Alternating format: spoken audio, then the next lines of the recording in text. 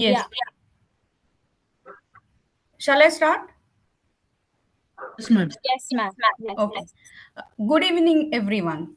It is my great honor to welcome you all to Series 2, Episode 6 of our enlightening series, PCOS From Confusion to Clarity.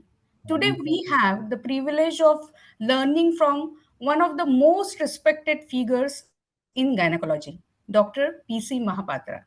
Dr. Mahapatra is a renowned gynecologist, an exceptional clinician, and a passionate teacher. With decades of experience, he has played a pivotal role in advancing women's healthcare and educating countless students and professionals. His ability to simplify complex medical concepts has made him an invaluable mentor and guide.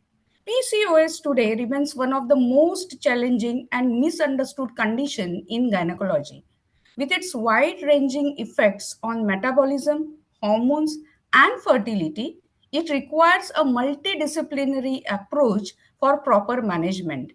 Today, Dr. Mahapatra will help us navigate this complex disorder, breaking myths and providing clear evidence-based insights. Beyond this, Beyond his medical expertise, Dr. Mahapatra's commitment to teaching sets him apart. His sessions are always engaging, informative, and inspiring. He has a rare gift for transforming confusion into clarity, making him the perfect guide for today's discussion. So, without further ado, let us extend a warm welcome to Dr. PC Mahapatra. Sir, we look forward to your invaluable insights. Thank you very much, Brushali and the team Juventus for overestimating me. I thank you very much for the support, for the interest in spreading academics for the last couple of years. And we have already completed the Series 1 and Series 2. This is the 6th episode. In the first episode, we have dealt with various surgical options, tips and tricks. In the second episode, we are dealing with the solving clinical dilemmas. And that's why today I bring before all my viewers, all my fellow gynecologists across the country to be with me. I will share some of my experiences as well as some of these insights into a very complex problem, polycystic ovarian disease. I bring greetings from the place of Lord Jagannath and again thank your initiative, the Juventus initiative of E-Gurukul, which has become so popular. I have never anticipated or expected this also. And day in and day out, my fellow gynecologists from across the country are always asking me to continue the program as long as my last breath. And I will do that to the best of my ability. I don't know how far I will be able to transfer my knowledge to you people, but I will try my best to share some of my views along with whatever I know before all of you, so that it will help all the clinicians for the clinical, I think, clinicians' interest and a clinician's perspective. Where polycystic ovarian disease is full of confusion.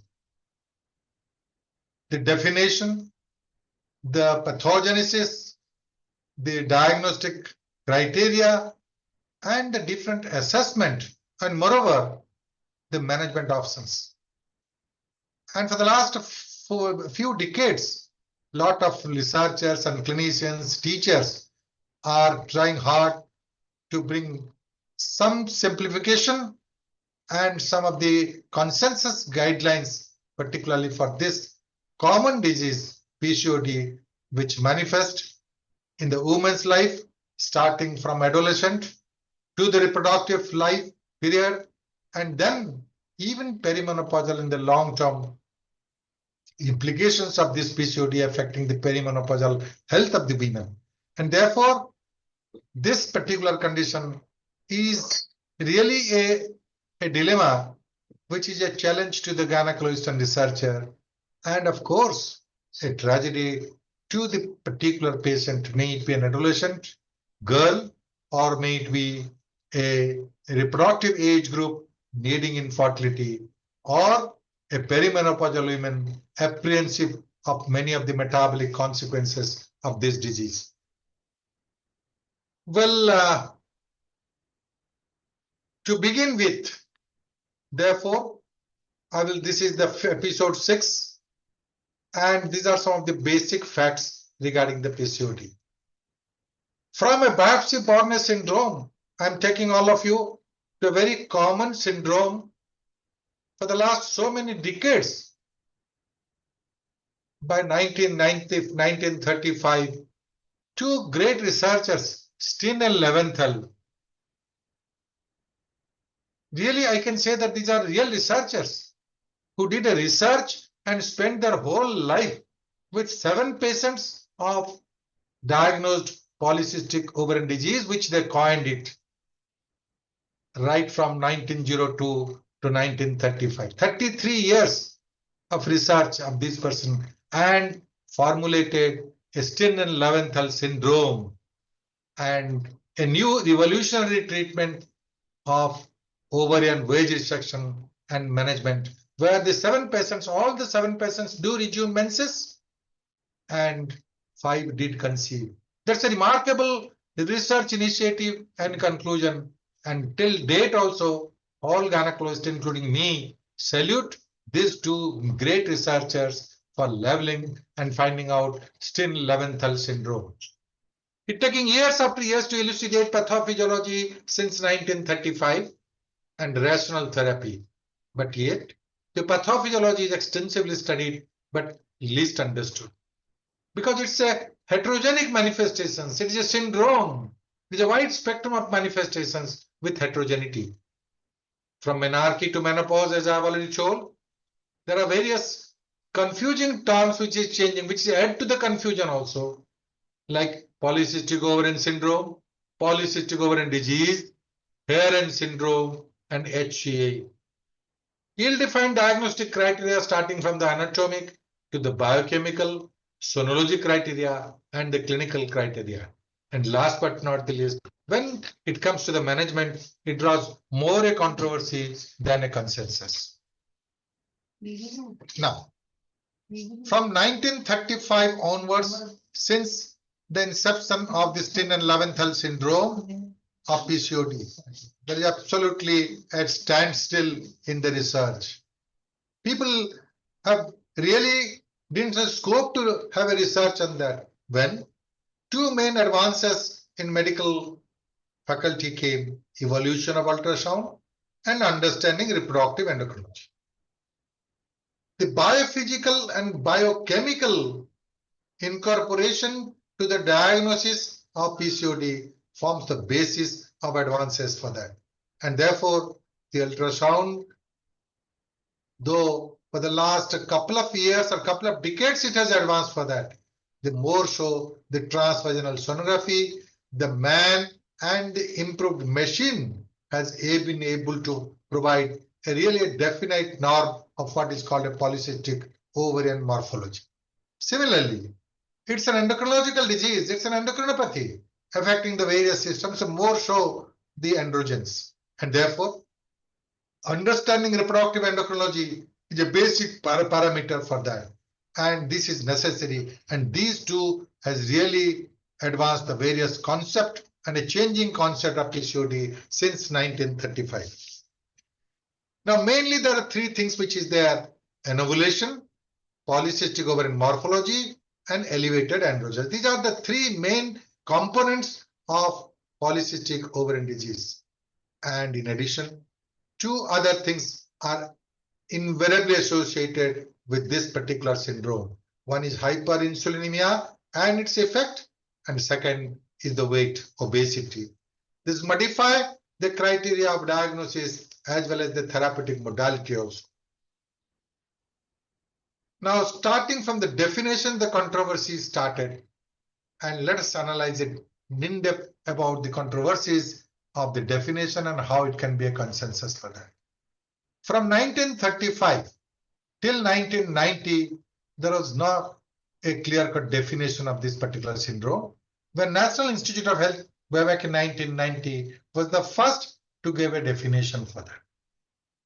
And the definition of National Institute of Health, there are three criteria, where the third criteria is an exclusion of related disorders. Related disorders accompanying all these criteria, either a Cushing's syndrome or an adult onset adrenal hyperplasia, congenital adrenal hyperplasia, CAH. The main two, first is hyperandrogenism and or hyperandrogenemia.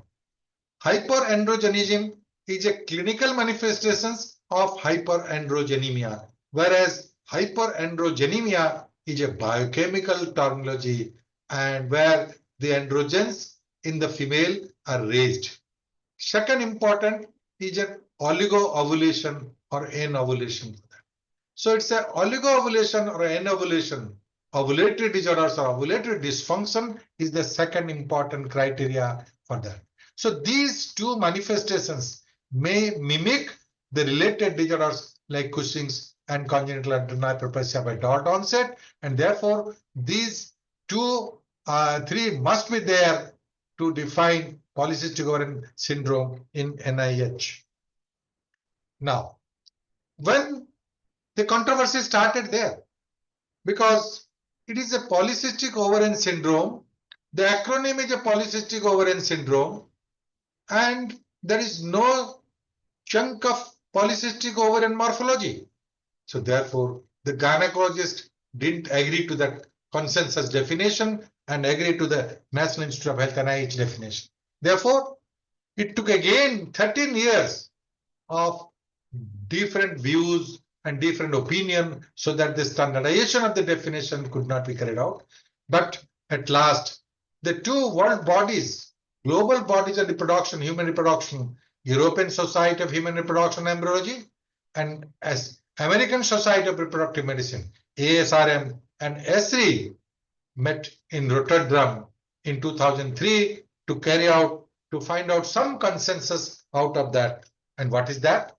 That 2003, the group of gynecologists and endocrinologists sat together and find out a consensus statement to include two of the following with the exclusion of related disorders. Again, exclusion of related disorders is there, but the criteria, there are three different criteria. If any two will be there, it will be labeled as polycystic ovarian syndrome.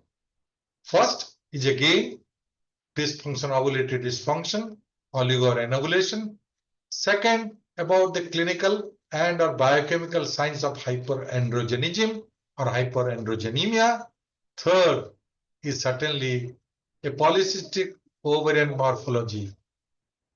And the criteria has been strictly redefined. What do you mean by polycystic ovarian disease? Earlier, it was a necklace pattern ovary which was thought of. But this has been really redefined as an ovary with 12 or more follicles measuring 2 to 9 millimeter in diameter and or increased ovarian volume more than 10 cubic centimeter. This is very, very important for that. So there are two components in the polycystic ovarian morphology where everybody targets for the polycystic follicles, number of follicles in one or both the ovaries, and dimensions should be 2 to 9. That means mainly in the preantral follicles, but they don't agree. They just escape about the ovarian volume. But here it has been there that the ovarian volume of more than 10 cubic centimeter is also important. Along with the follicle, the ovarian morphology is important, and that stroma or ovarian volume is a determining factor for the androgenic propensity of that particular individual for that. So therefore, these two must be remembered. Now, after the international guideline in 2018 and then revised guideline statement of polycystic ovarian disease, recently in 2023 has been able to modify some of these criteria, polycystic ovarian syndrome criteria, including various diagnostic consensus and all that, and gave some of the practice points, evidence-based recommendations and consensus recommendations. But this was the initial thing for that. That polycystic ovarian morphology could be there, that hyperandrogenism or hyperandrogenemia could be there, and ovulatory dysfunction. And any two will give rise, we are satisfied with the definition. And that's why there is some relief to the gynecologist that at least PCO morphology is there, and therefore the acronym polycystic ovarian syndrome or disease is befitting with that. Now, there are no dearth of societies in medical faculty. Another society in 2006 is an androgen access society. This androgen access society came forward with a new views for that. And what are the components, how they differ with the S3 criteria? This is the androgen access society in 2006. They have three different criteria like NIH criteria, and first is hirsutism and hyperandrogenemia, means biochemical or clinical hyperandrogenism. Second is oligoanovulation and or polycystic ovarian morphology. So ovulatory dysfunction and or polycystic ovarian morphology is the second criteria. Of course, with the third of exclusion of androgen excess or related disorders for that. Now, the only thing here is that they said androgen excess society recommends that androgen excess should be a sine qua non for the diagnosis for that, and therefore androgen excess must be there. Without hyperandrogenism, the polycystic ovarian syndrome doesn't exist. That's the main thing, summation of the views for that. And therefore later on, after 2003, 2012, National Institute of Health again analyzed the Rotterdam criteria, which was being followed up universally agreed by all gynecologists in their clinical practice. They came with a new phenotypes. That phenotypic variants, there are 4 variants which they come out for that. And these 4 variants, that the type A, where all the 3 were there, hyperandrogenism, chronic anovulation or ovulatory dysfunction, and polycystic ovaries. Type B, hyperandrogenism and chronic anovulation. Type C, hyperandrogenism and polycystic ovarian morphology. Type D, chronic anovulation and polycystic ovarian morphology. Now, how it is significant for that? If all 3 are there, it's okay, befitting to the Rotterdam criteria. But now we find that in type B, there is a hyperandrogenism and chronic anovulation. There is no evidence of polycystic ovarian morphology. So a case where without sonographic evidence of polycystic ovarian morphology, you can diagnose type B polycystic ovarian syndrome phenotype if the hyperandrogenism is there and ovulatory dysfunction is there. Type C, when we come into it, hyperandrogenism and polycystic ovaries and no anovulation is there. Ovulatory dysfunctions are not there, only polycystic ovarian morphology is there and hyperandrogenism. This gives an idea to the gynecologist that there is a group of polycystic ovarian syndrome where it is an ovulatory polycystic ovarian. They are ovulating. It's not that all cases are anovulatory for that. And the last type D is a chronic anovulation and polycystic ovarian morphology, where without hyperandrogenic features also, there exists one variant phenotypes type D. And in contrast to the androgen excess society, which they think that it is a sine qua non for diagnosis of hyperandrogenism, this 2012 NIH criteria, this phenotypic segregation has really clarified many of the issues. So in one group, we can find that there could be a group of individuals of polycystic without hyperandrogenism. Another group with normal ovulatory PCOD could be another group where the normal ovulatory cycles are there, but hyperandrogenism and polycystic ovarian morphology is there for that. So apart from this phenotypic segregation, another important learning by the researchers and clinicians, we have got it. What are those? We know that the long-term, apart from the short-term manifestations, everybody knows that it's a long-term implications. Long-term implications as far as the metabolic impact, resulting in a diabetes mellitus, hypertension, cardiac disease, hyperlipidemia, and this is one aspect of the metabolic syndrome or impact. Second important is an oncologic impact, endometrial hyperplasia and endometrial carcinoma and breast carcinoma. So these two are varying. If you fit into the phenotypic pattern, the phenotypes where hyperandrogenism is there, they are more susceptible for metabolic impact. Whereas those group where the anovulated or ovulated dysfunctions are there, they are more liable for oncologic impact for that. So this is very clear. This gives a new dimensions to the long-term implications that hyperandrogenism is related to the metabolic syndrome, whereas the anovulation or ovulated dysfunction is related to the oncologic impact of endometrial hyperplasia or endometrial carcinoma. This is very clear, and this has given a positive direction and understanding with this philosophy of the phenotypes. Now, let us analyze the details about the components of that. What do you mean by hyperandrogenism? What do you mean by hyperandrogenemia? So hyperandrogenism is a clinical manifestations of excess androgens or a biochemical manifestations of excess androgens. This is called a hyperandrogenism. So this encompasses both clinical as well as a biochemical hyperandrogenemia or clinical hyperandrogenism. Now, if you come to the spectrum of this of hyperandrogenism, it starts from acne to hirsutism to virilization. So a minimal hyperandrogenic state can reflect as a clinical presentation as acne, whereas excess hyperandrogenic state can give rise to virilization, and in between hirsutism or excess hair distribution in some parts of the body where it is not supposed to be in the women or female. Now a little bit about the distribution of hair. When we come to the hirsutism part, which is a very important clinical parameters of diagnosis of polycystic ovarian syndrome, the distribution of hair in the body, there are two places where hair is not found. One is the lips, the hands, and the soles. Hands and soles where the hair is not found for that. Whereas these are all the rest of the parts, all the body is covered with some sort of hair. And this hair distribution in the body has been divided into three different varieties: asexual hair, ambosexual hair, and sexual hair. What is an asexual hair? Asexual hair means it is not related to any sex hormones, any androgens. It is not at all related to that. And the brightest example is eyelid and eyebrows. These are asexual hair.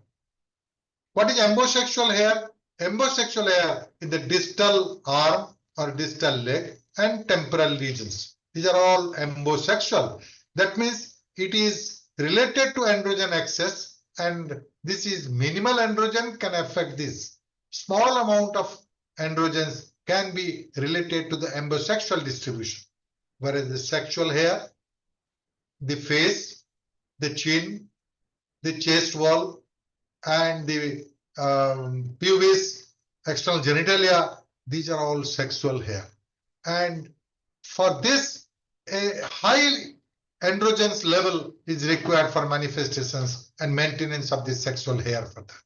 So this reveals that indirectly affecting the biological impact of the different hormones, androgens in the body of the female for that. Now, as far as the diagnosis of hirsutism, it is a clinical fallacy.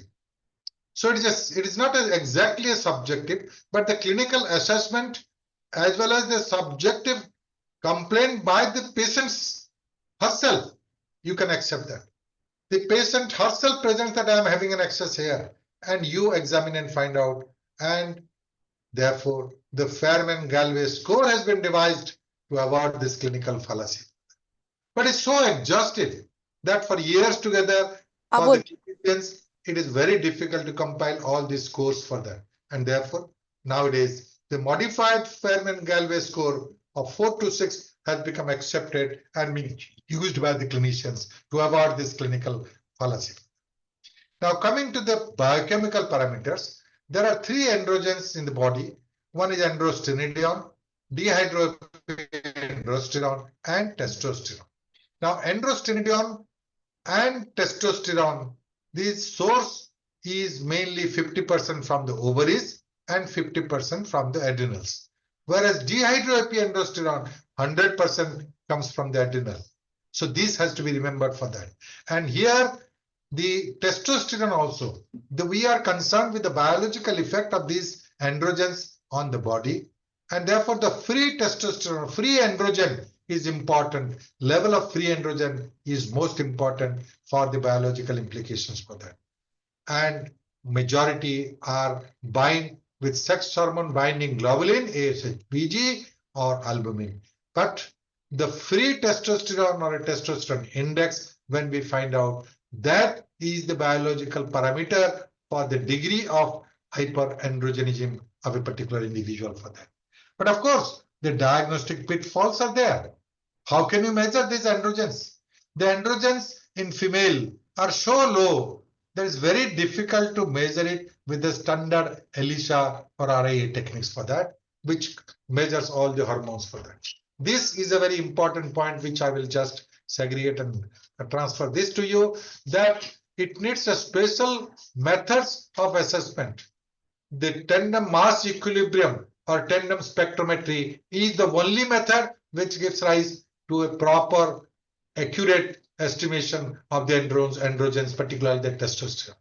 You give a report, you find out a report of these androgens, testosterone, DHA, and androstenedione by the ELISA method, and this ELISA method is absolutely inaccurate for that.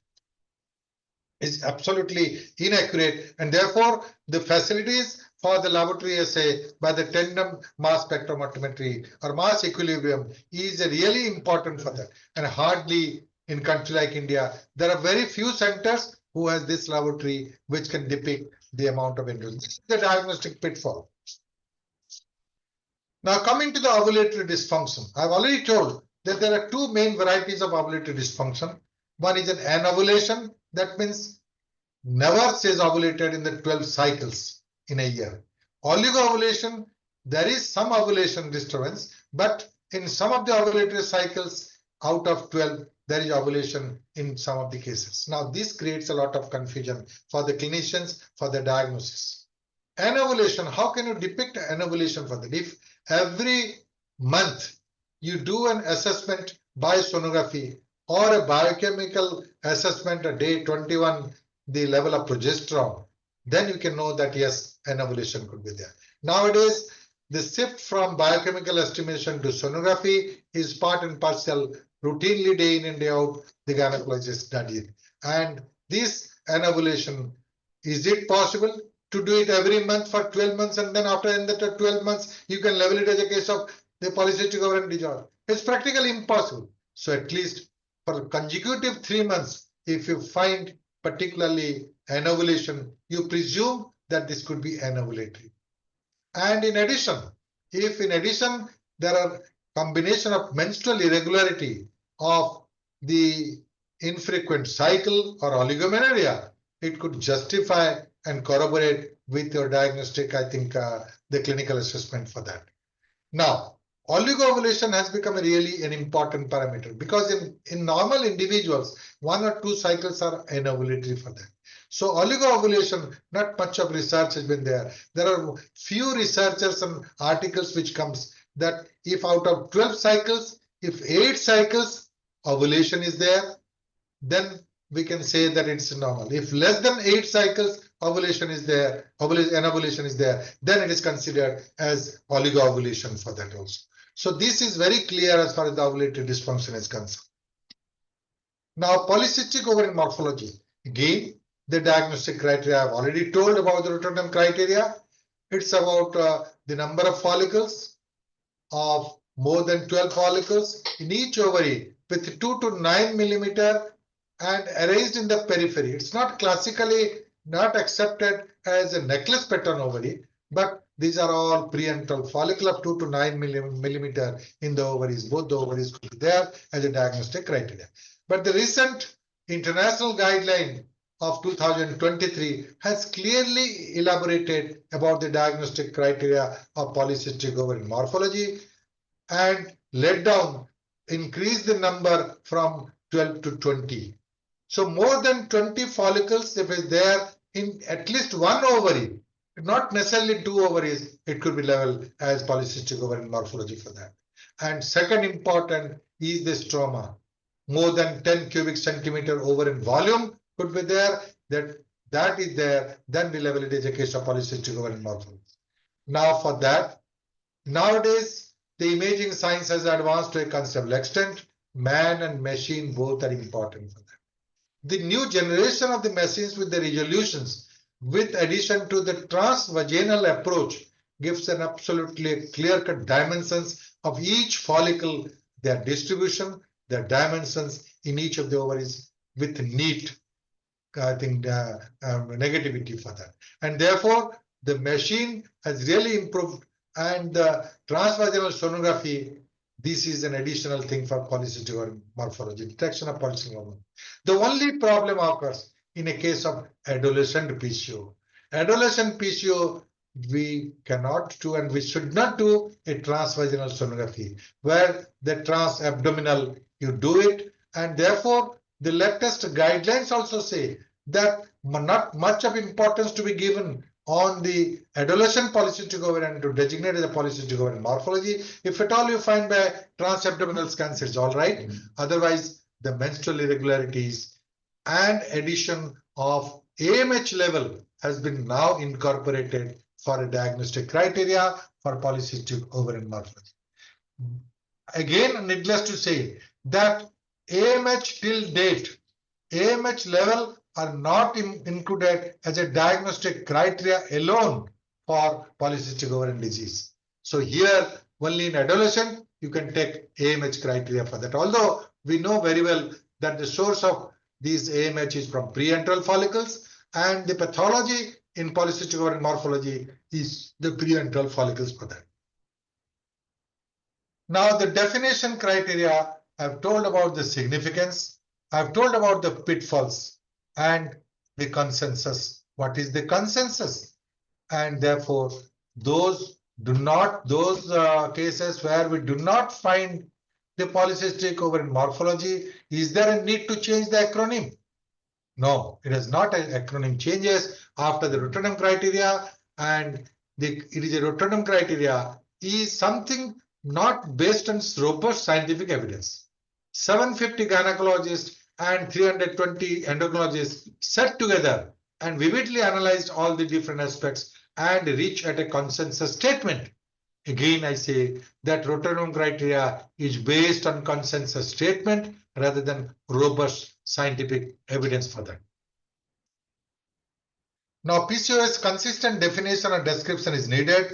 It is a chronic multi-system endocrine disorder characterized by irregular menses, hirsutism, obesity, hyperlipidemia, androgenization, insulin resistance, soft fertility, and enlarged polycystic ovaries. Way back in 2000, it is given by Sills et al. In the European Journal of Obstetrics and Gynaecology.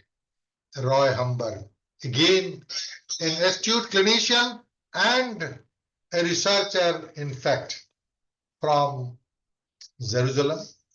Roy Humberg is one of the authority in polycystic ovarian in the current context for that. He has done a multi-center studies in 11 centers in India and books, publication of books, and done a lot of researches and deeply analyzed the various intricacies of the polycystic ovarian disease for that. And his version, from gynecological curiosity to multi-system endocrinopathy, is what is called a polycystic ovarian disease. And that is also accepted by all gynecologists. Coming to the research, medical literature on polycystic ovarian syndrome, if you cover from 1966 to 2005 Medline search, there are 5,112 citations, 934 review articles, 200 randomized control trial, and 2006 onwards till date, publications are increasing in geometric progression. And as the publication number is increasing, the confusion is also increasing for that. It draws more of confusion than consensus for that. Now, coming to the pathophysiology of polycystic ovarian disease or syndrome. Earlier, when we were students, the classical teaching was that the pathophysiology started with the hypothalamus pituitary, where the FSH-LH ratio and tonic increase in luteinizing hormone, which determines and affects the androgen secretions in the theca cells of the ovary, are mainly the genesis or the pathophysiological basis. But now there is a reversal. And reversal, the ovary itself is one of the main focus where the pathophysiology starts. And during the time of puberty, when the ovarian function starts, this is the genesis of polycystic ovarian morphology, polycystic ovarian syndrome for that. On two aspects. One is an initiator, the genetic aspect and epigenetic aspect. The metabolic genes of lipids, glucose, and steroids on one hand, and the triggering factor on the other hand, like stress, diabetic, and environment. These two coalesce together for the genesis, for the origin of the pathophysiology for that. And then it affects the hypothalamus, androgenic imprinting, and increasing LH pulse generator, which is genetically determined for that. And therefore, the origin is from the ovarian environment in the androgenic environment for that, which creates a determining factor in production of the androgens. Now there are some recently current concepts are emerging regarding the pathophysiology. And there are three main defects which is attributed for that. One is an endocrinological dysfunction, second is a metabolic derangements, third is enzymatic defects. In endocrinological dysfunction, again, it is directed towards three components: gonadotrophic dysfunction, somatotrophic dysfunction when growth hormone and insulin is there, and adenocorticotrophic dysfunction, where is the initial source of the pathophysiology for that. Now, another important current concepts regarding the pathophysiology is fetal origin of adult disease.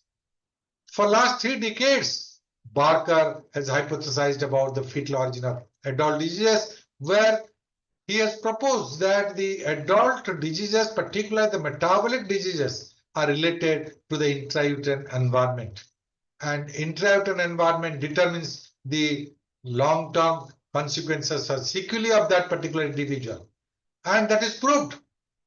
Of many generations have come out for that. But now PCOS is again an addition or an example of fetal origin of adult disease. It's not that diabetic mellitus, hyperlipidemia, cardiac disease. These are some of the fetal components of the fetal origin of adult disease. PCOD is one brightest example of fetal origin of adult disease. A lot of work has been done by Professor B.N. Chakravarti regarding this particular aspect also. I can quote that female baby with IUGR, in a case where maternal obesity during pregnancy, increased weight gain during pregnancy of the mother, manifesting in female baby with IUGR, they're more prone for development of PCOD in later life.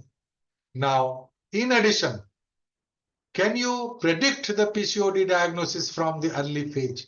If in addition to that female baby with IUGR and intrauterine environment, in addition to that, if there is a precocious puberty and precocious pubarchy, forget about puberty, precocious pubarchy is combined with this, you can predict with 100% accuracy that those girls will develop polycystic ovarian syndrome in future, at least after post-pubertal for that.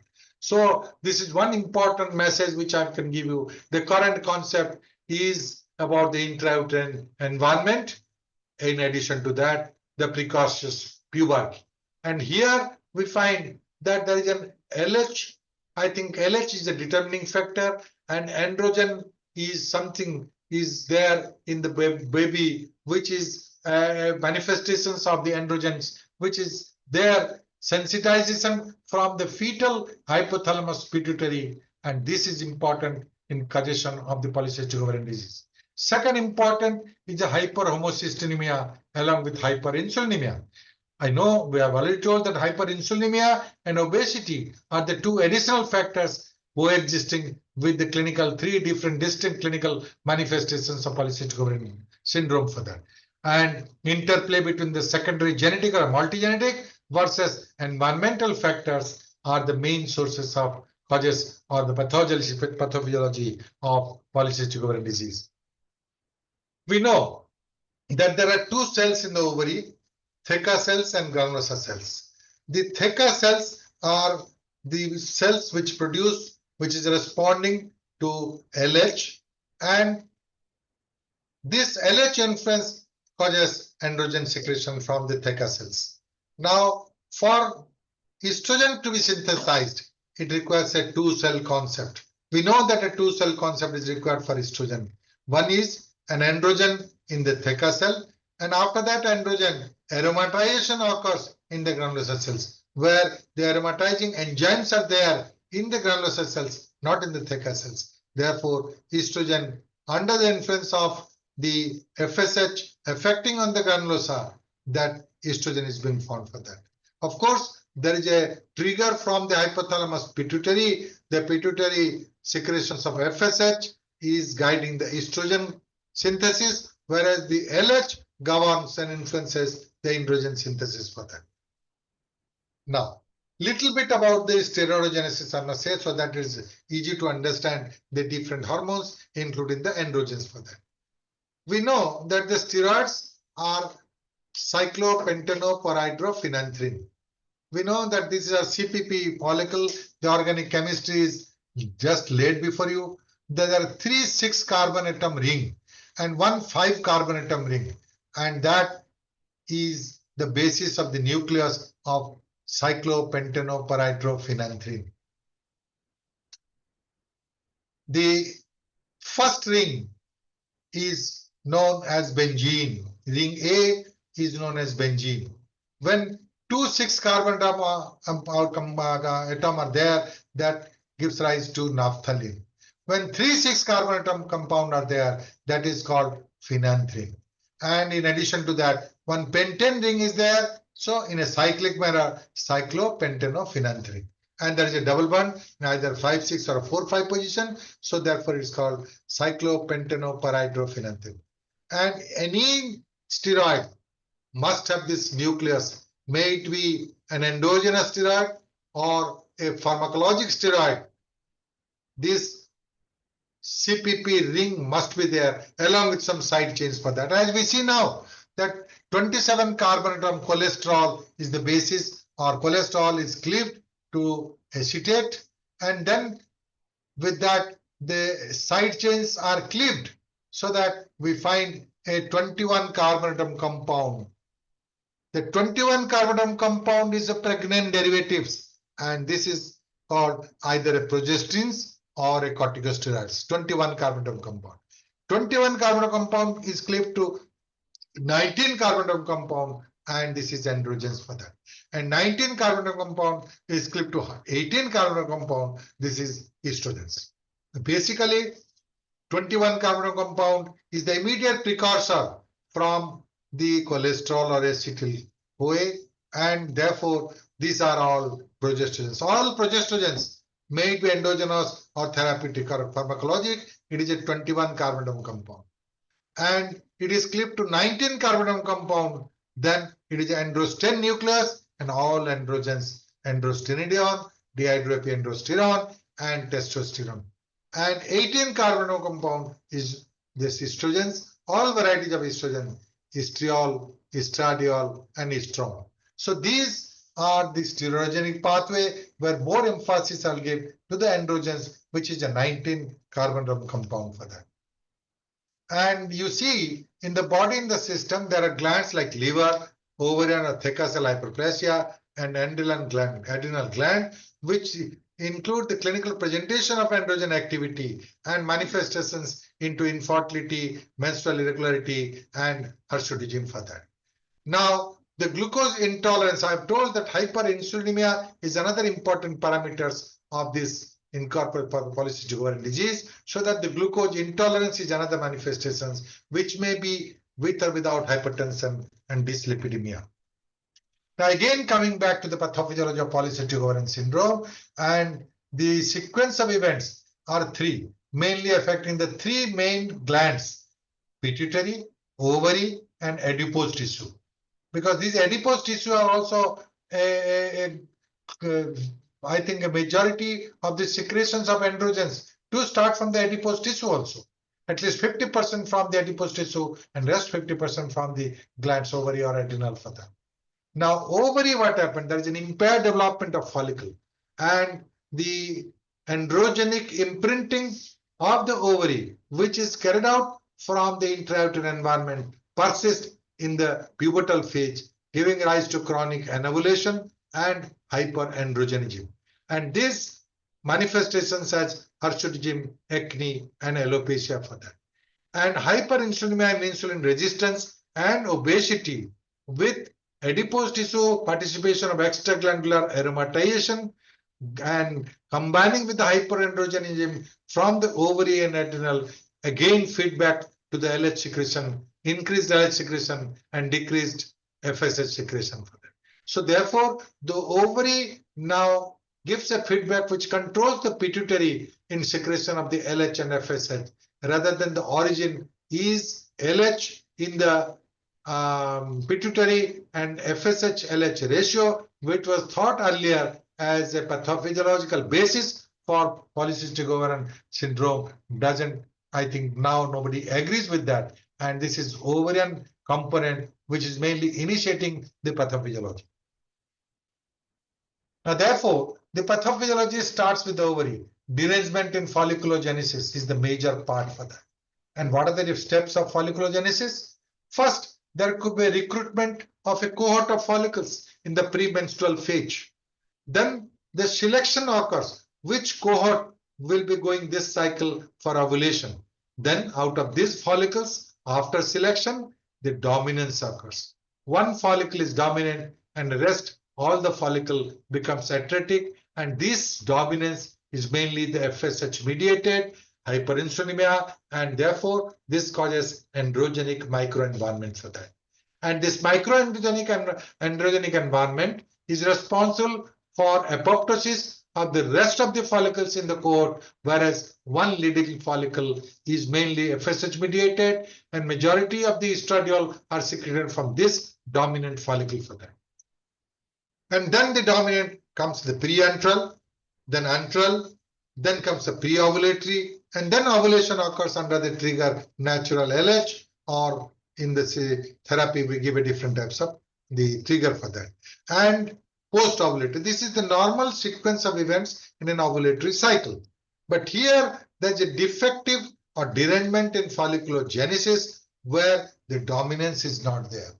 There are too many follicles in one cohort which comes and grows, and that grows up to the preantral or antral follicle. Not beyond that. That gets arrested because the dominance is not there. Atresia is not there.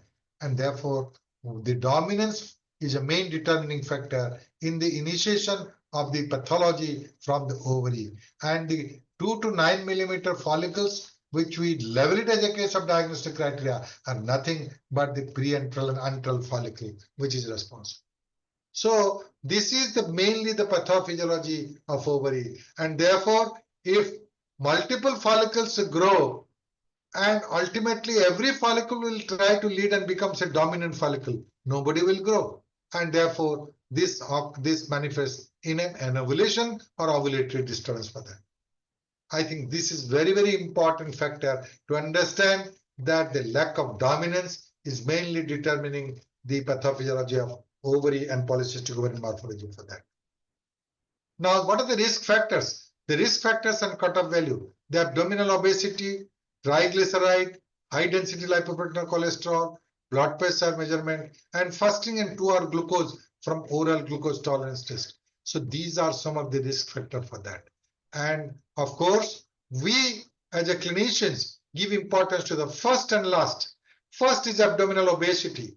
The obesity and the BMI, this is very important for that. Second important test, if somebody wants it, it is the fasting and 2-hour glucose from oral glucose tolerance. OGTT with 75 milligram glucose overload with that, the 2-hour glucose fasting 1 hour and then 2-hour glucose, the OGTT is really a good clinic, I think, laboratory criteria to diagnose, to have some assistance in the manifestations and the treatment modality for the polycystic ovarian syndrome.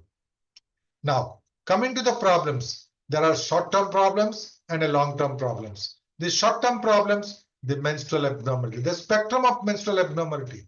There could be heavy menstrual bleeding, there could be the scanty menstrual bleeding, there could be irregularity in the cycle in terms of prolongation of the cycle, or that there are more of frequent cycle as well as infrequent cycle. The varieties of spectrum of menstrual abnormality occurs, and that culminates in anovulation or ovulatory dysfunction. Second, hyperandrogenic features. I have already told the spectrum. It starting from the acne to the hirsutism to the virilization. So these are all hyperandrogenic factors, features for that. So then the infertility is a major part, particularly in the reproductive age. Pregnancy loss, the cases of polycystic ovarian syndrome presented with infertility, you give an ovulation induction in an ovulation and make them pregnant, but there is an increased chance of pregnancy loss in a case of PCOD for that. And then obesity is an additional factor for that. What are the long-term problems? I have categorized into two different aspects. One is a metabolic impact, another is an oncologic impact. Metabolic impact are a spectrum of manifestations: hypertension, dyslipidemia, coronary arterial disease, then MI, ischemic heart disease, diabetes mellitus type 2. And oncologic impact is endometrial hyperplasia or carcinoma of the endometrium. What are the fertility impact?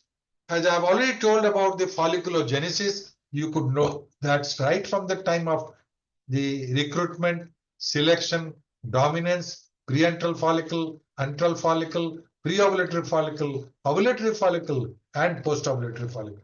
The sequence of this is not found as in a case of ovulatory cycle. There is an ovarian confusion. There is an ovulation disruption because of failure of a dominance, and multiple follicles will compete with each other to lead, and they are arrested at the preantral or antral follicle level. Then androgen excess is also an important factor which affects the fertility impact. Abnormal bleeding could be a clinical manifestations. And of course, I have already told that miscarriage. Miscarriage is associated with the polycystic ovarian disease with or without treatment for that. So PCOS and infertility, let us take a look at it. Almost 75% of women with irregular menses and or infertility may have polycystic ovaries. It manifests majorly as a primary infertility, and out of which 75% of the female infertility of anovulation is the main cause of infertility in these women, and PCOS is the majority chunk which comes as an ovulatory dysfunction in female infertility. Now the key issues, again I'm telling about infertility, these are the key issues. We know that anovulation or oligoovulation is there for that. The quality of oocytes is defective for that, and there is also this is also one of the attributable factors for the miscarriage. Implantation issues, defective implantation, and failure of implantation occurs, pregnancy loss occurs, and other associated factors.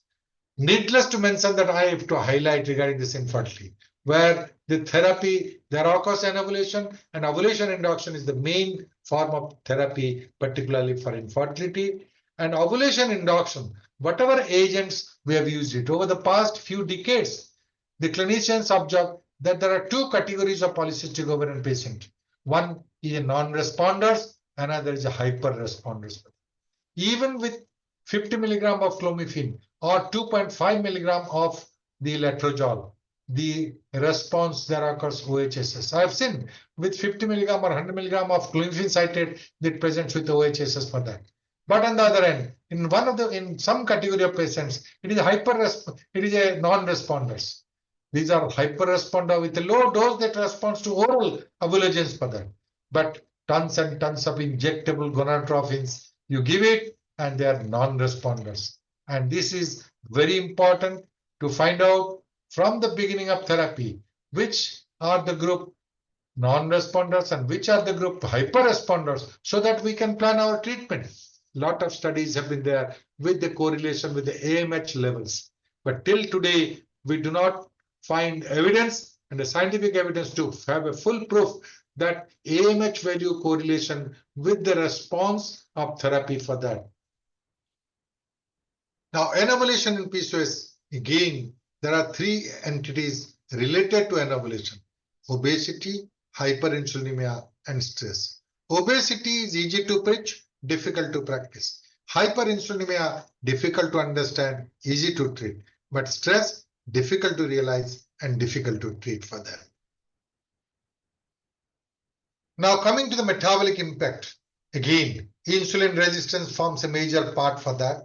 Diabetes risk, obesity risk, and cardiovascular risk, I have explained about this. And oncologic impact, two main important: endometrial hyperplasia and carcinoma, and breast carcinoma, which I have already told about. So management of PCOS needs a multidisciplinary approach: pediatrics, dermatology, gynecology, endocrinology, diabetology, cardiology, and genetics. Of course, we are the best source for management of these cases of polycystic ovarian disease, as because majority of these cases come to us and present. We cannot send it every patient to a pediatrician or a dermatologist or to an endocrinologist or a diabetologist. We can take help of them, but the prime mover is the gynecologist, who diagnose with accuracy and treated with a satisfaction with an evidence-based management. Now, little bit about the adolescent PCOS. How different from adult PCOS is it? Because it's increasing prevalence. You must see every clinician in your OPD, day in and day out, you are finding the patients, adolescent patient with PCO manifestations. And now the new generation of the adolescent patients, they come with full knowledge. They have consulted all Google doctors and they are full-fledged with all knowledge regarding this PCOD, and they know more about it and they ponder more about it, and therefore land in depression, anxiety, and other things, which an additional factor now combined with the classical clinical criteria. The psychological impact has become profound after this internet, after the Google, all these. And if somebody, every patient of adolescent will tell, apart from their own hirsutism, non-acceptability in the peer group, and resort to the dermatologist for the hair removal, all this gives a psychological impact and tremendous depression, anxiety for that. And in addition to that, thinking about the condition that I'm destined to suffer in my later life. After 30 years, I'll be suffering from diabetes and cardiac disease, cardiac failure. All this will add to the psychological impact of that individual, of that adolescent girl. So diagnostic pitfall in adolescent PCOD is that because the normal pivotal changes occur during puberty and often overlap the signs and symptoms. There is some amount of mild hirsutism and hyperandrogenic features which is observed in adolescent because of the hypothalamo-pituitary maturity which is going on for that, and that is also going for the balance between the cyclism effect on the ovary, formulating the anovulation for that also. Transvaginal sonography cannot be done in adolescence, so that the accuracy of the polycystic ovarian morphology is a real challenge for them, and interpretation of PCOM is a challenge in that. And physical and mental problems are more associated along with the menstrual problem for that. And if it is addition the obesity, it forms a real challenge for them. And then last is impact of information by net, that I've already clarified that the net, Google, there are a lot of myths, there are a lot of realities, and they capture the myths rather than they capture the realities, and they suffer from inside for them. So the clinical presentation in adolescents roughly hyperandrogenism, acne is 70%, hirsutism is about 60%. So it is better clarity in interpretation of clinicians and larger concern from patients and parents. The patients and parents, they present a subjective diagnosis for hirsutism, but we either by Fairman-Galway scoring, modified Fairman-Galway scoring, and a clinical diagnosis, we interpret better the degree of hirsutism, starting from acne to hirsutism to virilization for that. Now, menstrual irregularities, about 50% of the cases gives rise to menstrual irregularities, and the recent international guideline of 2023 categorically taken up every aspect of the menstrual abnormality, starting from the menarche up till 1 year, 1 to 3 years, and more than 3 years. What are the different menstrual irregularity pattern which has been there in terms of evidence-based recommendation, consensus recommendation, and the practice points for that. And metabolic abnormalities, BMI more than 85th percentile is 80%, 95th percentile is more than 70%, and insulin resistance is found in 60% of the cases. So metabolism manifestations appears to be increased in adolescents with an odds ratio of over 4.26. Now, menstrual irregularity is thought to ponder. 50% of women experience abnormal bleeding during their lifetime. Most irregular bleeding occurs within 2 to 3 years after menarche. And 85% of the cycles are anovulatory in the first year after menarche. And therefore, the guidelines have clearly categorized less than 1 year, 1 to 3 years, and more than 3 years for that.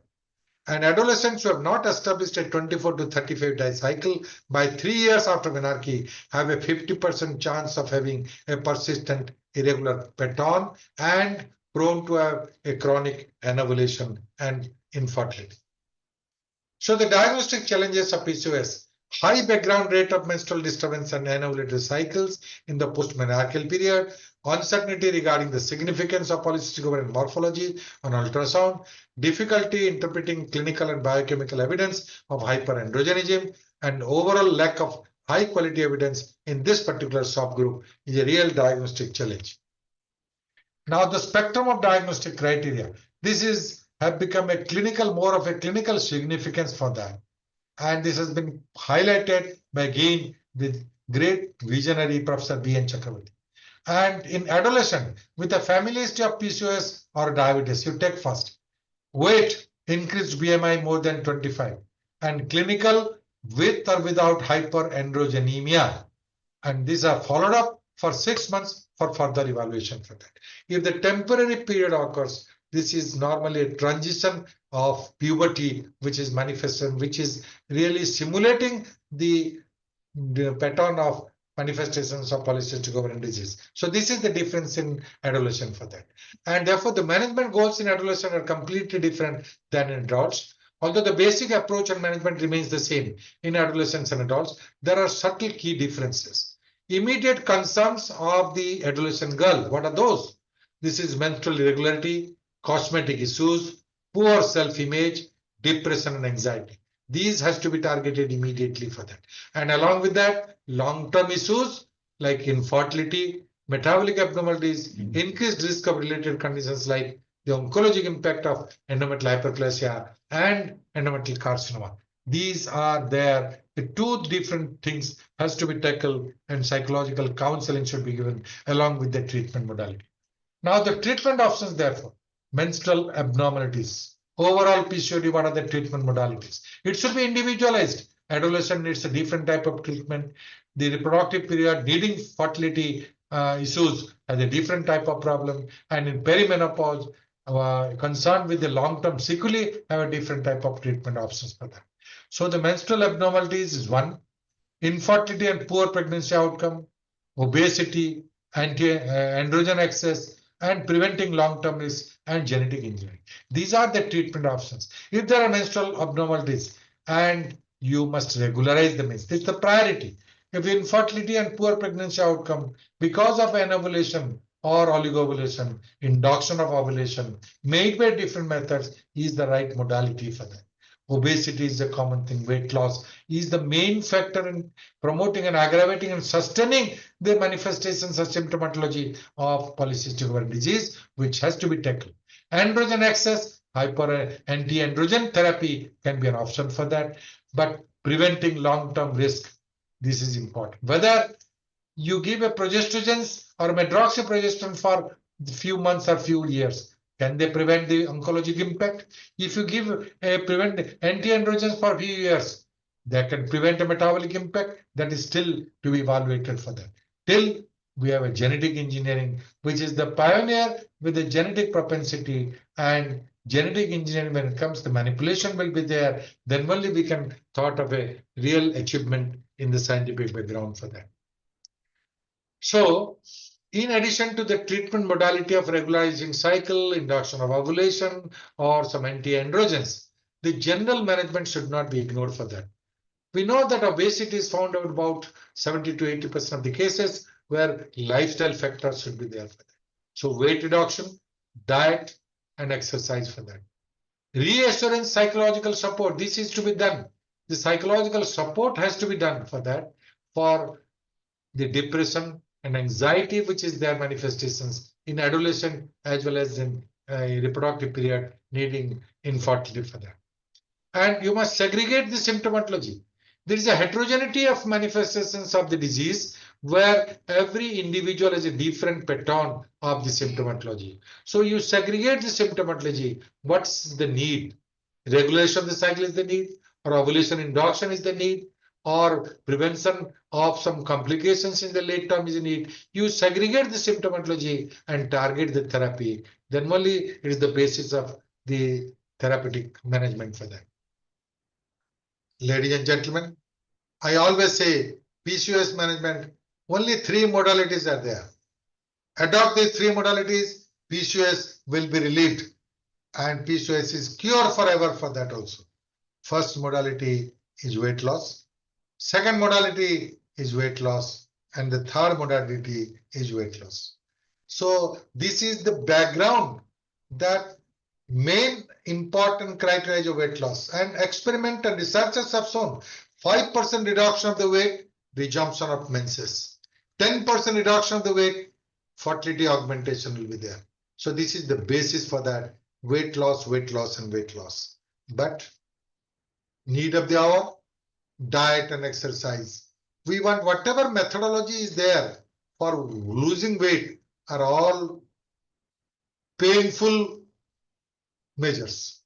I want sincerely a pleasurable measures for weight loss for that.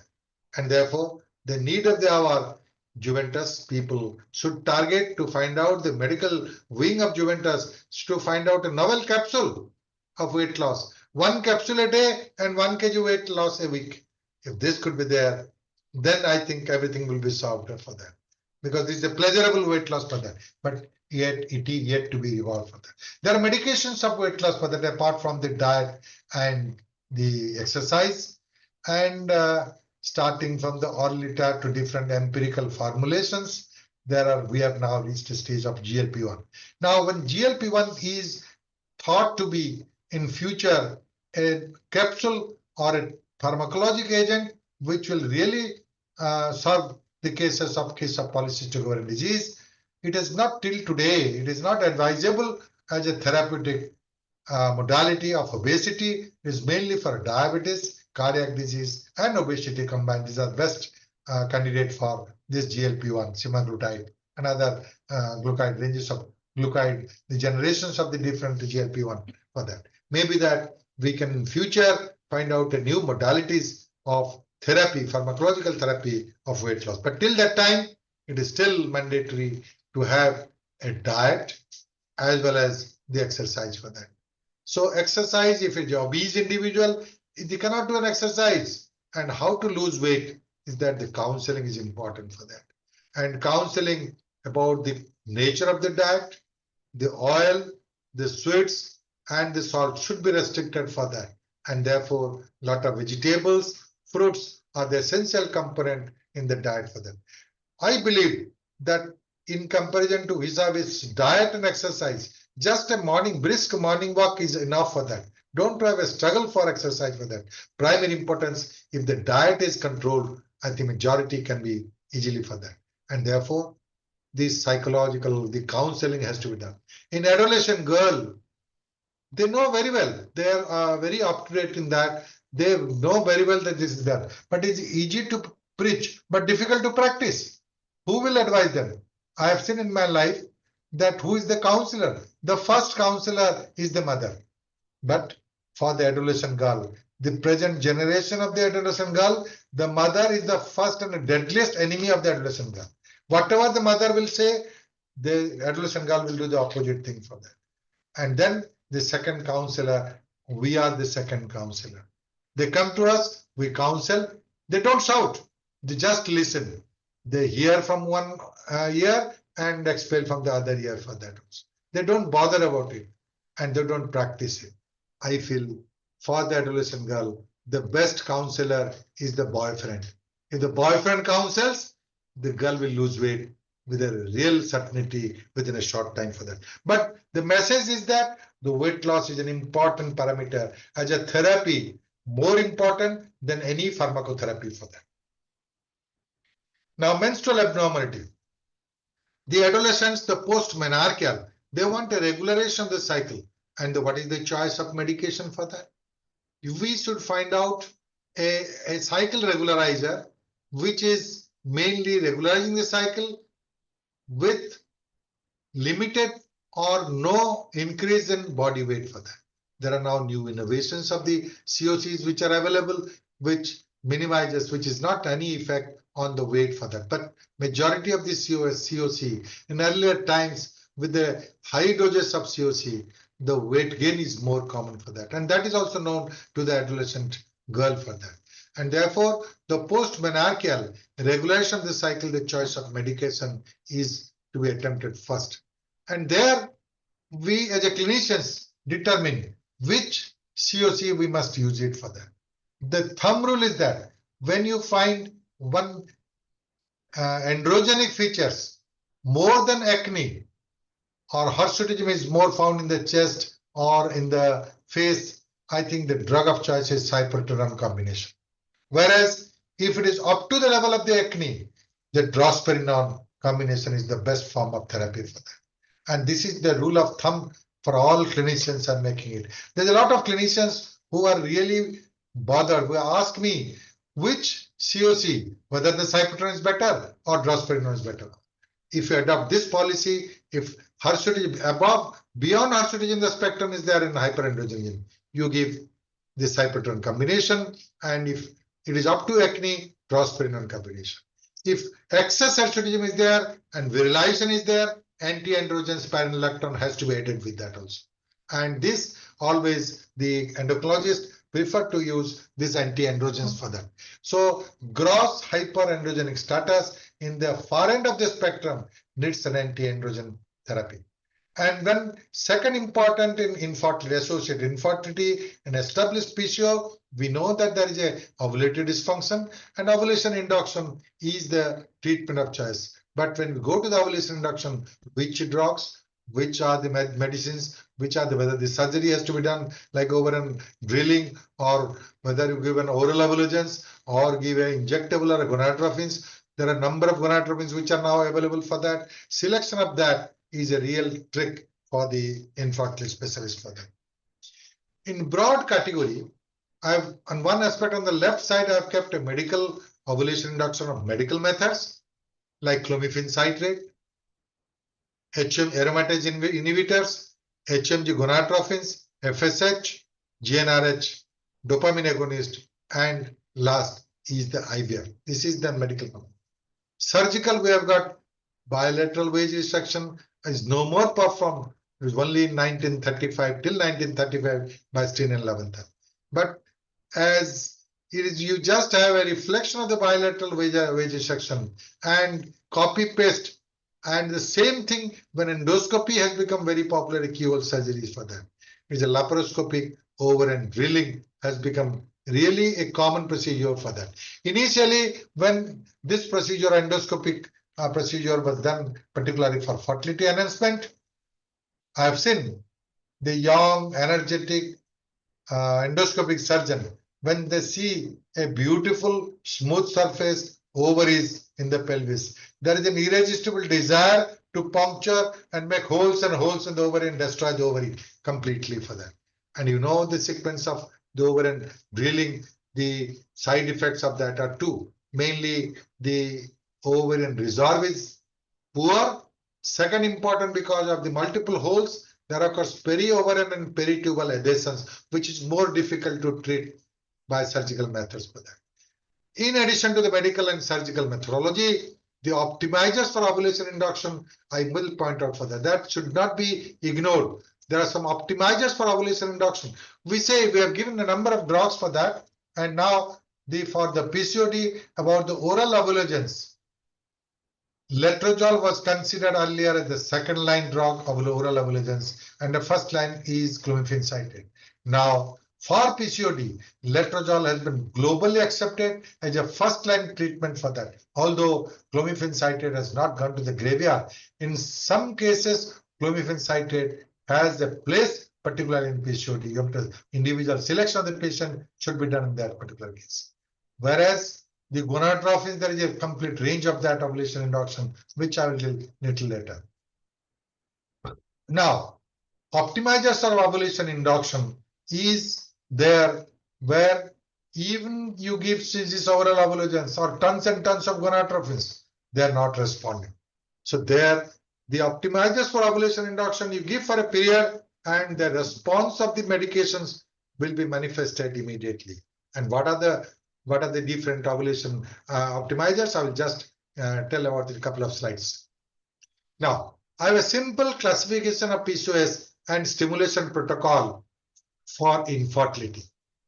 For infertility, I have this stimulation protocol I have devised into these 7 criteria, 7 category or classes. Class 1, normoandrogenic, normoestrogenic, non-obese, only anovulation, sonographic criteria with menstrual abnormality. Now, these are the right candidate for oral ovulations, either letrozole or clomiphene citrate, class 1. Class 2, hyperandrogenic, obese, oligomenoric, and ovulation.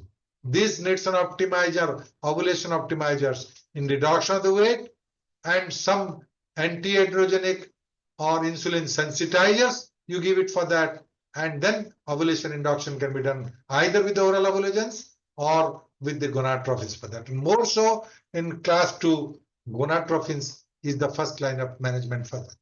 Class 3, hyperinsulinemia. Again, the anti-insulinic or insulin sensitizers, initial therapy of 3 to 6 months is necessary so that ovulation can be done with either the oral ovulations or the gonadotropins for that. Class 4, hyperthecosis, where anti-androgen supplementation has to be done. And class 5, hyperprolactinemia. About 5% of the cases of PCOD, there occurs increased prolactin level. And therefore, this category of patients, you give antiprolactinemic drugs like bromocriptine or this cabergoline. This could be very well effective for that. And then they will respond to the ovulation induction. And even when we lower down this hyperprolactin level, automatically the conception is there for that. Then the next group, 6, is a high DHA. There is some group where high dehydroepiandrosterone sulfate. I was thinking when I was finding out this stimulation protocol, that earlier my teachers clinically diagnosed PCOD or anovulation, they used to give a low dose steroid in the night, 0.5 milligram of dexamethasone at the night for that. So this category will be really good for that. Tons and tons of gonadotropins will not respond. But if you find a DHA which is high, you put them under the cortisol, I think dexamethasone in the night time, and therefore you find even ovulation and pregnancy. And I have personally seen that also with this use of this category of DHA. It not affecting all category class. This class 6 will be important for that. And class 7, tumor, ovarian or adrenal, the androgenic tumors, that needs a surgery for that also. And you investigate, they manifest with a gross degree of clinical hyperandrogenism, mainly in form of the virilization. So with this particular case, you do a good scan and MRI, you find an ovarian tumor, muscularizing tumors of the ovary, or adrenal tumor. And here there is no medication. You have to do a surgery and you get rewarding results for that. About insulin sensitizers, the most common and tested is the biguanides, metformin. Indeed, till today, for last so many decades, metformin is classically considered as the best biguanides insulin sensitizers for that. Thiazolidine, like triglyceride, is effectivity wise much more effective than metformin, but more toxic, and therefore it is not commonly used for that. The metformin is still used either alone or in combination with the oral ovulogens for ovulation induction for that. And even that helps in weight reduction for that to some extent for that. And if there's a family history of diabetes mellitus, or if the OGTT is abnormal, this is the first drug of choice, metformin. You give it before instituting the ovulation induction agents. Now, two more main other things which has come up during the last 1.5 decades. This is D-chiroinositol and myoinositol.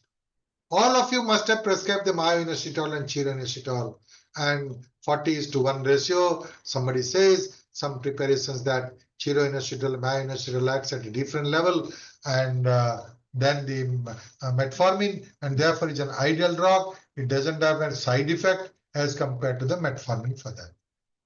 But till today, it is in a transition. It is not a complete foolproof scientific evidence that myoinositol is a therapy for PCOD, but invariably all gynecologists write myoinositol to a great extent for that. I was also writing earlier in the initial phases. When I didn't find anything, I've stopped this particular thing, myoinositol for that. I say that it is only a conference molecule, and I say that if you are going to Malaysia, Indonesia, Turkey at all, write myoinositol for that, not for scientific basis. Now, androgen excess. Androgen excess, weight loss, medications, and mechanical thing. Weight loss, if you reduce the weight, I have already told that 5% reduction of the weight, resumption of menses, 10% reduction of the weight, fertility augmentation for that. So it helps in weight loss for that. Medications of androgen excess, I think this is there as one of the cases where SHBG. So androgen excess is targeted. You can give a COC, and most preferably cyperterone containing COC, that in cyclic, it not only regularizes the menses, but at the same time prevents further growth of the hairs and prevents hirsutism henceforward for that. And if it is a full-blown hirsutism affecting the psychological aspect of the adolescent girl, the mechanical things like laser therapy or mechanical depilators are there. There are some biochemical agents which is there, also chemical, which are depilators which have been used from time to time for that. There are pros and cons, there are merits and demerits, and each individual patient can identify that. Now the androgen excess, what are the different therapy? Ovarian suppression, I've already told that oral contraceptives and low dose, cypertron acetate, GnRH agonist and antagonist, and adrenal suppression like a glucocorticoids, I've already told about this DHEA. Androgen receptor blocking agents, these are a more severe degree of hirsutism, spironolactone, flutamide, cypertron acetate, and 5-alpha reductase inhibitor, which acts at the target organ at the root level, particularly the finasteride level. This is actually acting on the more active form of testosterone at the hair follicle level. So therefore, again, I'm coming back to what are the ovarian desensitization in PCOS? What are the optimizers for ovulation induction? These are the optimizers for ovulation induction. Weight reduction is an optimizer for ovulation induction. As rightly I've told, 10% reduction of the weight, fertility promotion will be there. Insulin sensitizers, the metformin classical is there. Maybe that in future myoinositol may come, but till the present time, metformin, bromocriptine, dexamethasone. You see the assessment of the DHEA and dexamethasone. Estimate the prolactin and give a cabergoline for that. Then anti-androgens, if the androgens are much more clinically and at the Fairbairn-Galway scoring. Then last is ovarian diathermy. Ovarian diathermy, the LOD is there for that. So preventing long-term, then coming to the long-term risk prevention, early recognition and treatment, quality life measures, insulin sensitizers, ovulation induction and correcting infertility, progestogens, and long-term monitoring for that. Now, the international evidence-based guideline for the assessment and management of polycystic ovarian syndrome in 2018 it was formulated, and later the ESRI, the ASRM, and the European Society of Endocrinology and European Society combiningly formulate this particular in 2023 and can elaborate about 261 pages of the documentation with 58 pages of recommendations, and all gynecologists should go through it and pick up that. Whether I hope that it will not misguide you. These guidelines will really try to guide you in a proper direction. And don't go away carried away by the details, each individual thing for that.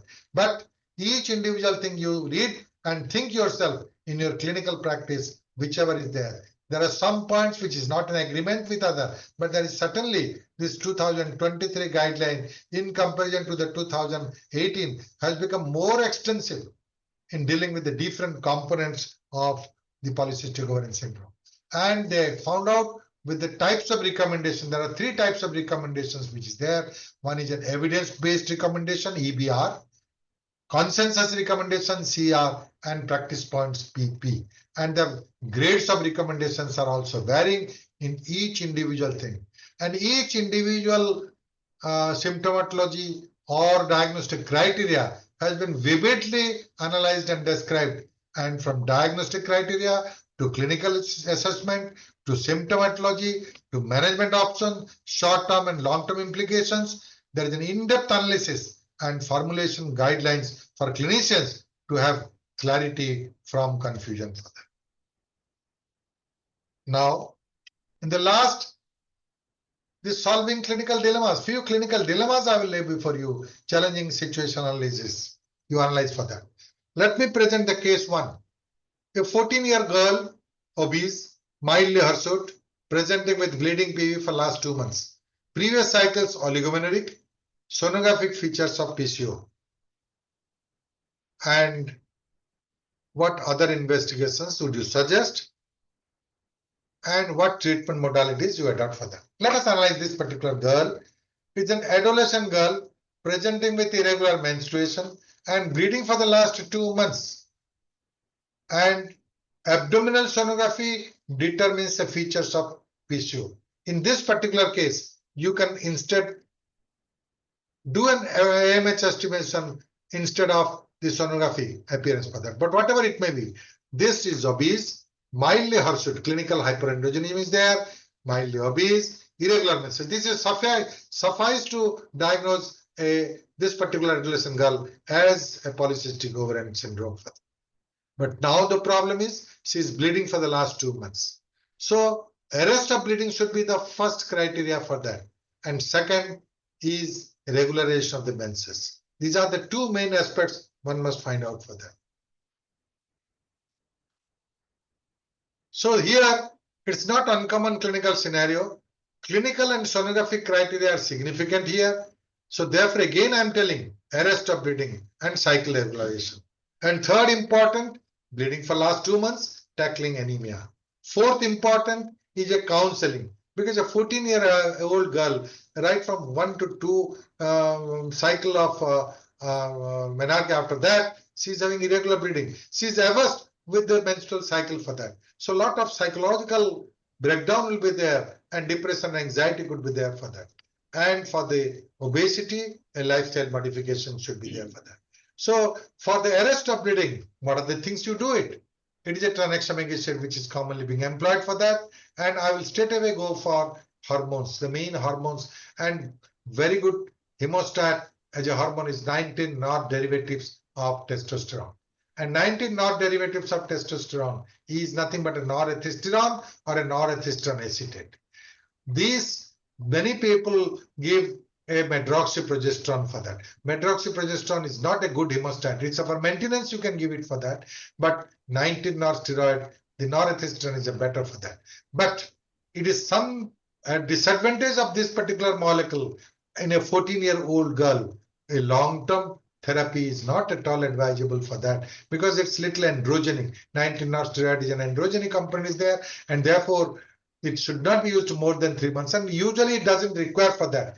First initial 20 days therapy, arrest of the bleeding will be there. And then you switch on to the subsequent therapy, either by short-term COC or by medroxyprogesterone in the second half of the cycle, or even tranexamic acid.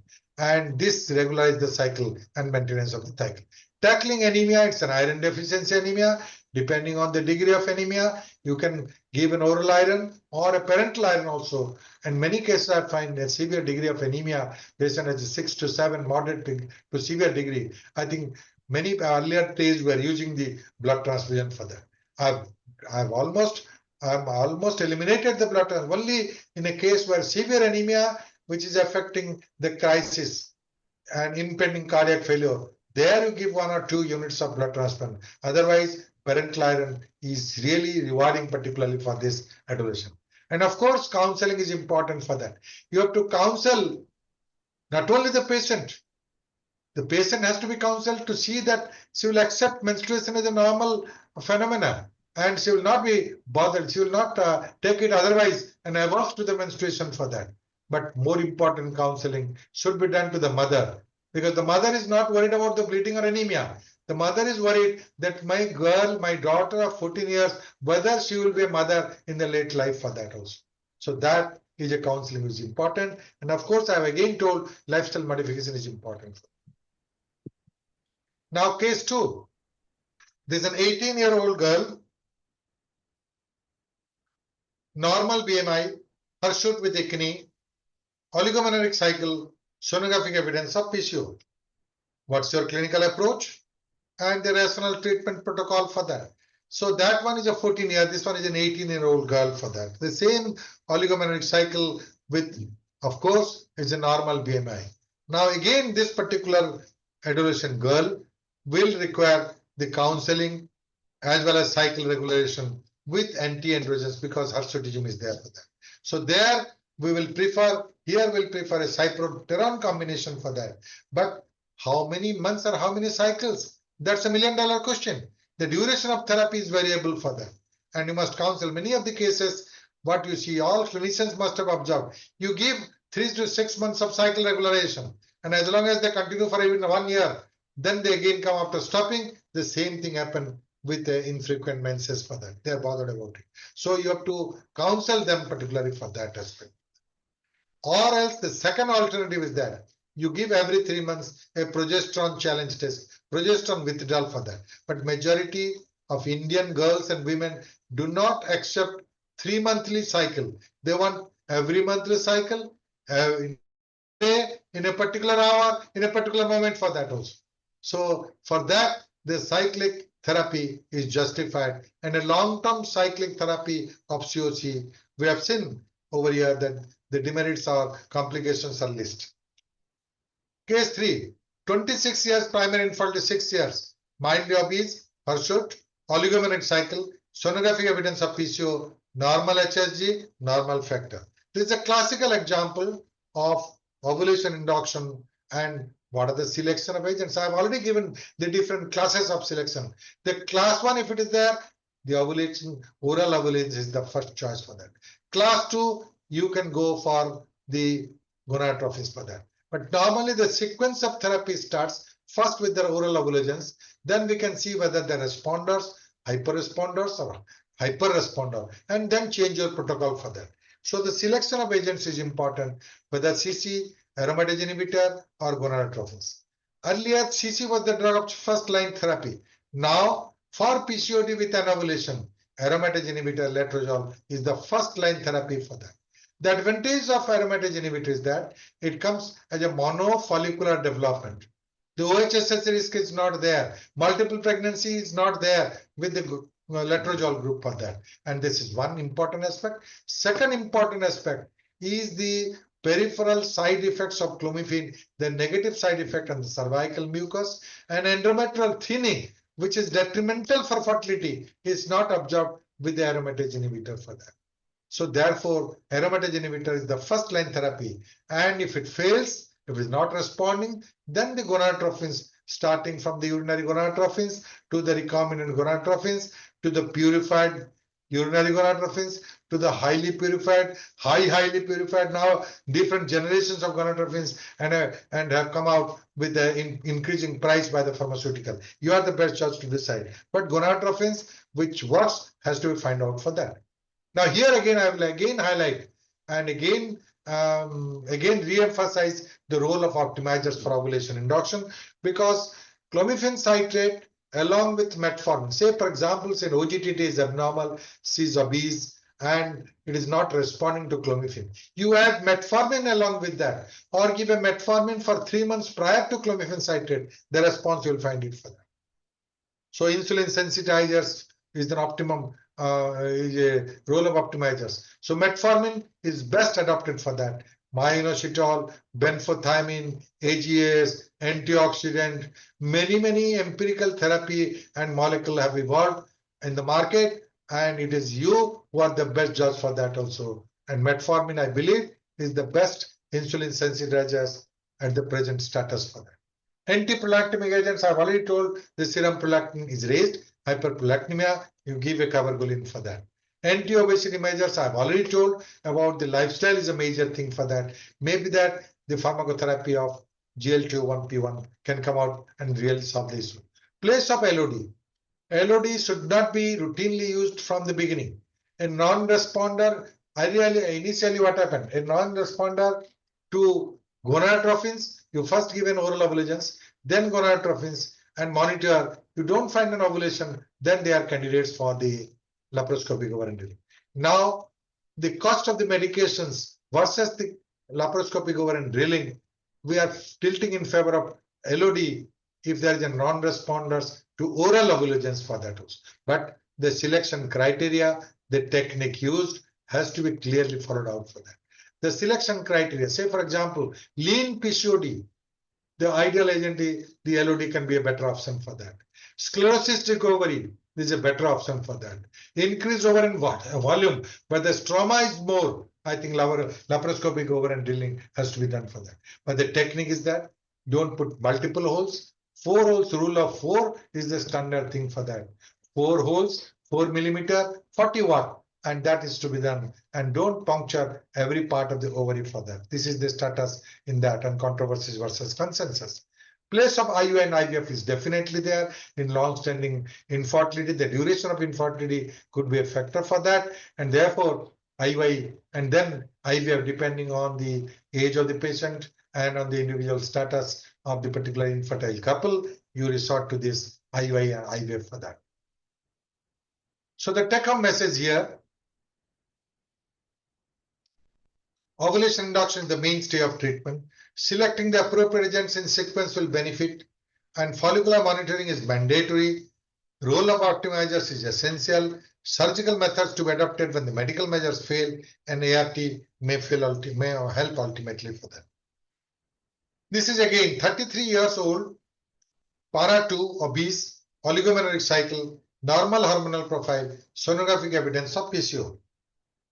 Now, what should be the approach? She is not worried about pregnancy, but she is obese and irregular menses is there with the sonographic evidence of PCOD. She is worried that after 10 years, I will be having diabetes risk, I will be having a cardiac risk, I will be having a cancer risk and a hyperlipidemia risk. This is the apprehension starting from age 33. So what should be the approach for that? Yes, cycle regulation is important in this particular individual. Again, what agent and how long to use it for that? An oligomenorrhagic cycle in that particular, again, COC can be used at the age of 33, or second half of cycle, you give a 10 days treatment of medroxyprogesterone and have a withdrawal. After every month, you can give it for that. But how long to use it?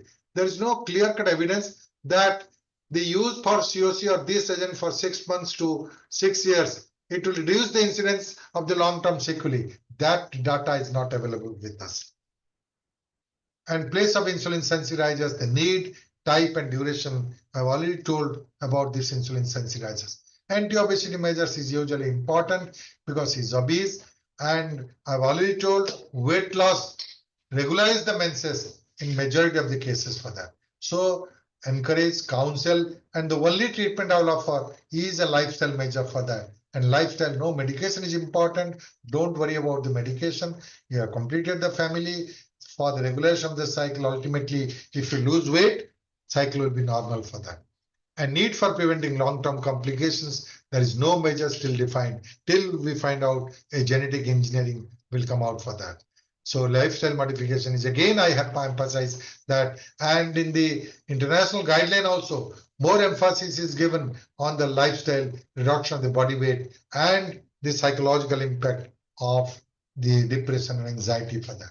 So PCOD is not uncommon in past middle-aged women. Cycle regulation is the prime need. Anti-obesity measures is mandatory. Long-term complications to be targeted for that.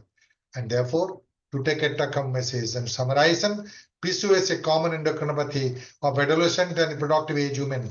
Estimated prevalence is 5 to 10%.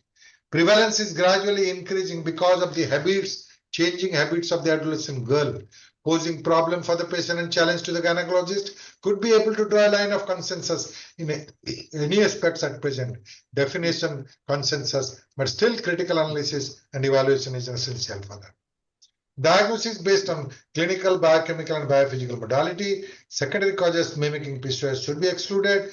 Polycystic ovaries and ultrasound. A spectrum to be evaluated with other factors like a polycystic, multicystic, multifollicular, to organic pathology for that. Health risks associated with PCOS include obesity, infertility, endometrial hyperplasia or cancer, type 2 diabetes, and hyperlipidemia. Overall treatment goals: tackling the symptoms and preventing the sequelae. These are the main things. You tackle the symptoms and prevent the sequelae because it's heterogeneous manifestations. Individual variations are there in presentations for that. So therapy should be individualized. Lifestyle modification is the mainstay. Along with that, OC pills, anti-androgens, fertility promoting medical and surgical procedures are the main therapeutic elements for that. Continued research and implementing in practice will see the spectrum as a new arena in near future for that. And after years, we can find a new innovations in the concept also for that. Variable spectrum of presentation, different individuals, biophysical factors, the man and machine, I have already told that it is still to be standardized. Biochemical long list, but appropriate hormones in appropriate patients. Weight loss, easy to preach, difficult to practice, but still waiting for a novel capsule by you people, the pharma company. Adolescent PCOD, a dilemma for the mother as well as for the healthcare provider for that. And the debatable issues are ovulation induction. What are the ideal agents? I have already different classes, and you fit into the class, an appropriate therapy, do it. That could be a from confusion to clarity, it could have some guide for that. LOD current status are enumerated. Optimizes for ovulation induction, there is definitely a place. Abuse of surgery, laparoscopy, don't put holes and holes into it. And preventing the long sequelae, late sequelae, how best we can do, I do not know, but genetic engineering, when it comes, phenotypic and genetic correlation and place of genetic engineering, can it be able to solve both the long-term as well as the short-term manifestations of PCOD. Now, therefore, the US Supreme Court Justice one told, the defining pornography, I know it when I see it. Defining PCOD, I am confused when I see it, gynecologists say like this. For over 2 hours, I have ventilated my thoughts over to you and tried my best from bringing from controversies to consensus and from the confusion to clarity for that. You are the best judge, you can answer for that. Thank you very much. Thank you very much, sir. Thank you for clarity regarding PCOS. Thank you, Sanjay. Sir, if you permit, there are questions for the clarifying. Yeah. Yes.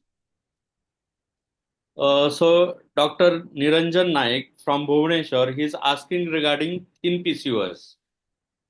And the treatment of choice. PCOS is a category where the visceral fat is there. Outside the peripheral fat is not there. But these are the cases where the visceral fat has been observed both in the omentum and in the intestines and all that. These are all thin PCOD.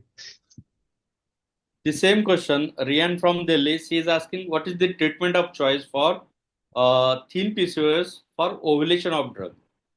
Now, ovulation induction in comparison to the obese PCOD, lifestyle will augment fertility for that.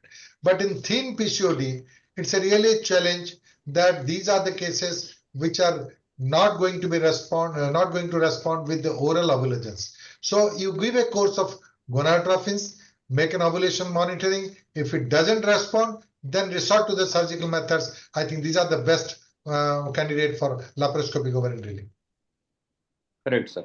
Dr. Ujjwala from Jalgaon, she is asking that how long the treatment should continue, because she has seen many girls when they discontinue the treatment, they get irregular cycles and amenorrhea. I've already told this. I've already told that yes, this is the sequence. This is the truth. That in a case of oligomeric cycle, you regularize the cycle as long as they are continuing the COC. That is absolutely fine for that. And as they discontinue, again the reversal will be there. So the options are there. They ask, usually the patients ask for how many months or years I will take it for that. So a maximum period, say up to 1 year, you can take it. But you can continue up to 5 years also, there is not a problem for that. And many gynecologists, they recommend you give it for 6 months to 1 year, discontinue for 3 months and again continue for that. That is there for that. This happens particularly in Indian females. In Scandinavian countries, what happens? There is a difference. In Scandinavian countries, the women do not want every month menses. They are happy if menses are there for pregnancy. They want menses for pregnancy. If they do not want pregnancy, they do not want a cyclic regulation every month for that. But in this particular case, knowing the impact of oncological impact on hyperestrogen conditions and giving rise to endometrial hyperplasia, you have to give a challenge. Every 3 months, you give a course of medroxyprogesterone and have a withdrawal bleeding for that. So some women are very happy with that. Every 3 months, they take a progesterone withdrawal challenge test and withdrawal for that. But in Indian females, I have yet to see the patients are very unhappy if they are not having a cyclic menses. And you have to counsel from the beginning for that. And therefore, otherwise they will leave you and go to another gynecologist for the treatment for that also. Initially period, you make an announcement. And in the meantime, the weight loss, important. I have already told 5% reduction of the weight, there will be resumption of menses will be there for that, regulation of menses. So therefore, again, I say that lifestyle and weight loss is the major criteria for that. Correct, sir. Sir, Dr. Ranjana Rode, she is from Pune. She is asking, what is the age for PCOD? What is the? Age. What is the age for PCOD? PCOD, that's why I told that PCOD can be manifestations mainly in the adolescent, post-pubertal, as well as in the reproductive age group. And the post-pubertal, the menstrual irregularities and hyperandrogenic status, hirsutism is a major concern. And in reproductive age group, infertility is a major concern for them. Then after that, in later age also, the PCOD can be found in a perimenopausal age group, and where you have to resort to some therapy, particularly seeing the endometrial hyperplasia or endometrial carcinoma. Yes, sir. Final question, sir. Dr. Tekwani from Ahilyanagar. She want to know the incidence of PCOD. Well, the incidence varies from place to place, and the prevalence is gradually increasing because the diagnostic gadgets are also improving for that, and therefore roughly around 5 to 10% will be the major prevalence for that also, and that varies according to the racial and ethnic variation. That's all, sir. Thank you very much. After a long time, thank you. Yes, sir. Thank you. Thank you, Team Juventus. Yes, sir. Thank you very much.